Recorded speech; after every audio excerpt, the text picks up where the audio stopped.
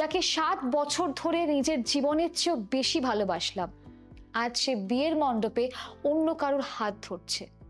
কেন আমার সাথে এরকম হলো? কেন সে আমাকে মেরে ফেললো না? প্রশ্ন করেছে অবন্তিকা।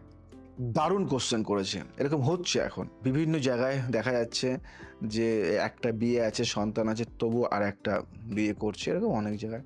তো অবন্তিকা, তোমার এই হাহাকার মহাবিশ্বের ইথারে আছাড়ে পড়ছে।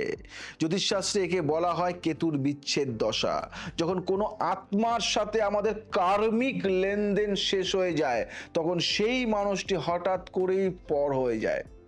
তোমার কষ্ট হচ্ছে কারণ তুমি তাকে তোমার অস্তিত্ব বানিয়েছিলে। তন্ত্র বলে ভালোবাসা যখন মোহ হয়ে যায়, তখন মহাবিশ্ব নিষ্ঠুরভাবে সেই বাঁধন ছিঁড়ে দেয়, যাতে তুমি তোমার নিজের আত্মার দিকে তাকাও।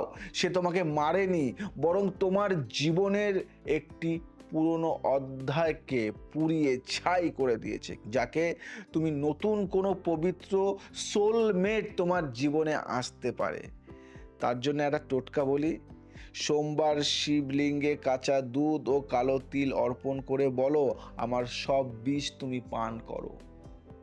তার দেওয়া সমস্ত স্মৃতি, চিঠি, গিফট, এই টাইপের যাই হোক না কেন, আজই জলে ভাসিয়ে দাও, কোনো স্মৃতি রেখো না।